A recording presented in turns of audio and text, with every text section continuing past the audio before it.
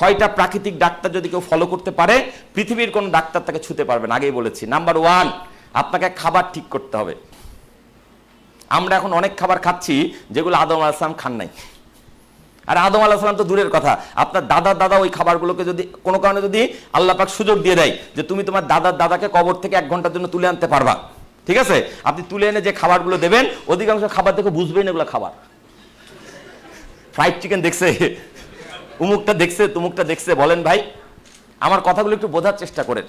আপনি কিন্তু নিশ্চিত থাকেন যে পৃথিবী বদলে যাচ্ছে, কিন্তু মানব দেহ হচ্ছে আদি ও অকৃত্রিম মডেল আছে। মানে আদম আলাইহিস সালামের যে মডেলে পৃথিবীতে এসেছিলেন আপনি সেই মডেল, খালি সাইজটা একটু ছোট করা হয়েছে, 42 গুণ কমানো হয়েছে, বাকি সব সাইজ সেম। প্রকৃতির শুরুতে মানুষ যে খাবারগুলো খেয়ে বাঁচত সেগুলো হচ্ছে টাটকা খাবার এবং আহরিত খাবার।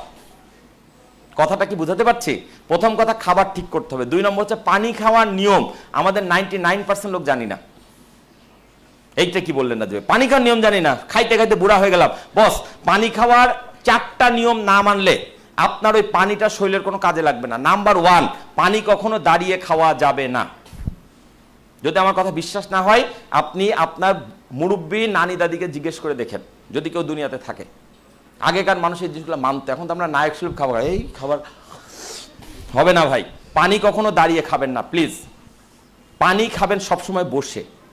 যদি দাঁড়িয়ে পানি খান আপনার কিডনি ক্ষতিগ্রস্ত হবে। আপনি জীবনে যতবার দাঁড়িয়ে পানি খেয়েছেন ততবার আপনার কিডনিকে সামান্য 0.01% হলে ক্ষতিগ্রস্ত করেছেন। বাংলাদেশে এখন প্রতি বছর 60,000 লোকের কিডনি বিকল হচ্ছে। কিডনি ডায়ালিসিস ব্যবসা জমজমাট। বাংলাদেশে এখন প্রতি 10 জনে একজনের ডায়াবেটিস। বাংলাদেশে এখন প্রতি বছর 2 লাখ লোক নতুন করে ক্যান্সারে আক্রান্ত হচ্ছে। বাংলাদেশে এখন যত মহিলার আঙুলে রিং পরানো আছে তার চেয়ে বেশি পুরুষের হার্টের মধ্যে রিং পরানো আছে। এগুলা কি খুব ভালো তথ্য? ভালো তথ্য? মহা খারাপ তথ্য। আপনারা যদি উদ্যোক্তা হব করছেন, আরে ভাই একটু চিন্তা করেন আপনি সুস্থ আছেন কিনা, আপনি বাঁচতে পারেন কিনা। ভাই আপনি যদি যে কোনো জায়গায় ঘুমাইতে পারেন এবং যে কোনো কিছু খায়া হজম করতে পারেন তাহলে আপনি সুস্থ, তারপর আপনি উদ্যোক্তা হওয়ার কথা চিন্তা করেন। আর যদি বলে রাজীব ভাই সকালে কোথায় বের করতে পারি না, তাহলে খবর আছে। হাসেন না ভাই, আমি হাসানোর জন্য বলছি না বা ইয়ার্কি মেরে বলছি না। যদি টয়লেটে সকালে আধা ঘন্টা ব্যয় হয় তার অর্থ হচ্ছে আপনি ভিতরটা আসলে ঠিক নাই। আপনার উদ্যোক্তা হওয়ার স্বপ্ন দেখতে পারবেন, উদ্যোক্তা নিয়ে প্ল্যান করতে পারবেন, ওই উদ্যোক্তা শেষ মধু আপনি খায় যেতে পারবেন না। ওই উদ্যোগ বাস্তবায়নের আগে আপনি নাই হয়ে যাবেন বস। আমার কথাগুলো একটু বোঝার চেষ্টা করেন। আমি আবারও বলছি, পেশাগত জীবনে আমি মার্কেটিংয়ের ট্রেনার, কিন্তু আমি মার্কেটিং নিয়ে কথা কম বলি। আমি মানুষকে দেখছি অসুস্থ হয়ে যাচ্ছে ভাই। সুস্থতার কথা বলি, সুস্থতার কথা বলি। সবার আগে সুস্থতা। আপনাকে সুস্থভাবে বাঁচতে হবে, আপনার খাওয়ার নিয়ম ঠিক করতে হবে, পানি খাওয়ার নিয়ম ঠিক করতে হবে। 3 নম্বর নিয়ম হচ্ছে আপনাকে পর্যাপ্ত ঘুমাতে হবে, 6 থেকে 8 ঘন্টা। একটু চিন্তা করেন তো, আমির খান কেন এখনো দেখতে আপনার আমার চেয়ে বয়সে কম লাগে? একটু চিন্তা করেছেন? কি ওনার জন্য মেশিন আছে? ওনার অনেক টাকা আছে, টাকা দিয়ে ওনার বয়স কমিয়ে রেখেছে? যদি আমির খানের লাইফস্টাইল কেউ জানেন তাহলে জেনে রাখবেন, উনি 8 থেকে 10 ঘন্টা ঘুম কখনো ছাড়বেন না। তারপর শুটিং হইলে হবে, না হলে না হবে। আর আমাদের যদি বলে ভাই অমুক জায়গায় নক করো রাত 12টার সময়, 2 টাকার অর্ডার বেশি, আমরা তো সারা রাত জেগে থাকবো, হবে না? হবে না? আমার কথাগুলো একটু বোঝার চেষ্টা করেন বস প্লিজ। 3টা প্রাকৃতিক নিয়ম বলেছি। খাবার ঠিক করতে হবে, পানি খাওয়ার নিয়ম ঠিক করতে হবে, 3 নম্বর হচ্ছে পর্যাপ্ত ঘুমাইতে হবে। এই 3টা সারা জীবন মানতে হবে। বাকি 3টার সাথে সকালবেলা যুক্ত। সকালবেলা যুক্ত কেন? সকালে ঘুম থেকে উঠে পর্যাপ্ত শ্বাস নিতে হবে। কেন? কারণ সকালের বাতাসে সারা দিনের চাইতে বেশি অক্সিজেন থাকে, এটা জানেন আপনি? আমরা এই রুমে বেঁচে আছি কেন জানেন? কারণ এখানে বাতাসের মধ্যে অক্সিজেন ছড়িয়ে আছে। এবং বলা হয়ে থাকে সাধারণত যে কোনো বাতাসের 20 ভাগ থাকে অক্সিজেন, আর সকালবেলা ভোরবেলা যে বাতাসটা থাকে সেই বাতাসে 30 ভাগ থাকে অক্সিজেন। ভোরের হাওয়া হাজার রোগের দাওয়া। কেন থাকে? কারণ সারা রাত যেহেতু সূর্য থাকে না, মানে ঠান্ডা পড়ে, অক্সিজেনের স্তর পৃথিবীর দিকে নেমে আসে। ব্যাপারটা বোঝার চেষ্টা করেন। ফলে সকালবেলার বাতাসে বেশি অক্সিজেন থাকে। আপনি সারাদিন শ্বাস নিলে যে লাভ, ভোরবেলা ঘুম থেকে উঠে যদি একটুখানি বারান্দায় গিয়ে দাঁড়িয়ে শ্বাস নিতে পারেন, আপনার ভেতরটা অন্যরকম এনার্জি পাবে। আমি আজকে আপনাদেরকে খুব দ্রুত 6টা নিয়ম শেখাবো, প্লিজ ফলো করবেন।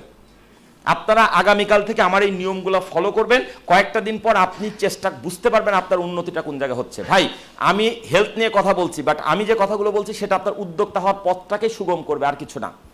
সকালবেলা ঘুম থেকে উঠে অবশ্যই অবশ্যই প্রথম কাজ কি বলেন তো ভাই? টয়লেট ছাড়া? Yes, thank you sir. সকালে ঘুম থেকে উঠে প্রথম কাজ খালি পেটে অন্তত 1 গ্লাস পানি পান করা। খালি পেট মিন্স খালি পাট এবং দাঁত মাজারও আগে।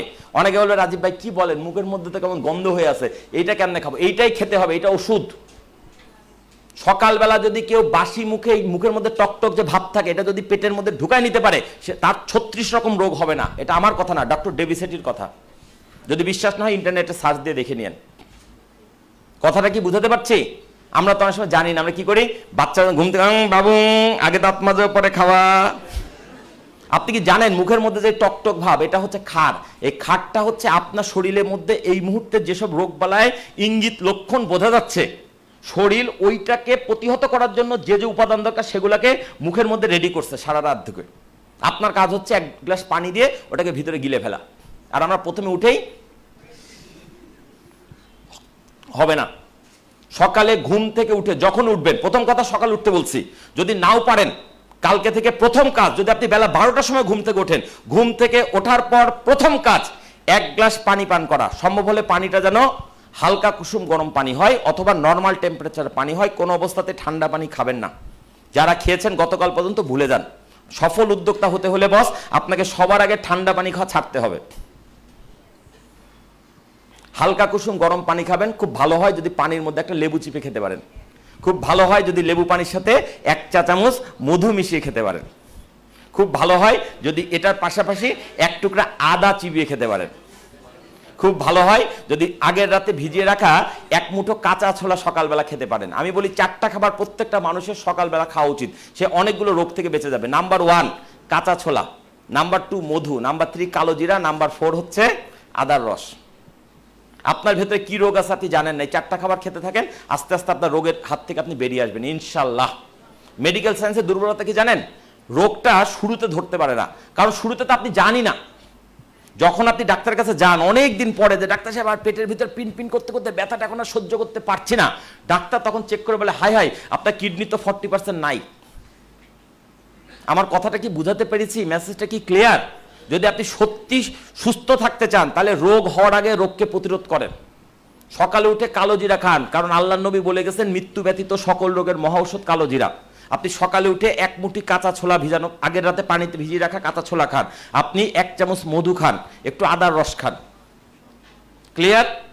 সকালবেলা ঘুম থেকে উঠে প্রথম কাজ 1 গ্লাস থেকে 4 গ্লাস পরিমাণ পানি পান করা, সর্বোচ্চ 4 গ্লাস। তবে প্রথম দিনই চেষ্টা করেন না, যারা জীবনে এই কাজটি করেন না, প্রথম দিন 4 গ্লাস পানি খেলে বমি হয়ে যাবে। প্রথমে 1 গ্লাস, তারপর 2 গ্লাস, তারপর 3 গ্লাস, সর্বোচ্চ 4 গ্লাস। ক্লিয়ার? তারপরে কি করবেন? টয়লেটে যাবেন, টয়লেট সারলেন, অজু করলেন, নামাজ পড়লেন বা প্রার্থনা শেষ করে নিলেন, নিয়ে এবার আপনি চেষ্টা করবেন বাসা থেকে বেরিয়ে যেতে ভোরবেলা। যদি বাসার সামনে পার্ক থাকে বা কোনো খোলা মাঠ থাকে সেখানে চলে যান। যদি বলেন রাজীব ভাই ওরকম কোনো মাঠ নাই, আপনার বাড়ির কি ছাদ আছে? ছাদে চলে যান। যদি বলেন রাজীব ভাই ছাদ নাই, অ্যাটলিস্ট বারান্দায় চলে যান, গিয়ে নাকটা বাইর করে দেন, শ্বাস নেন প্রাণ খুলে। আপনি খেয়াল করে দেখেন সারাদিনের যে কোনো বাতাসের চাইতে সকালবেলার বাতাসটা একটা অন্যরকম প্রশান্তিময়।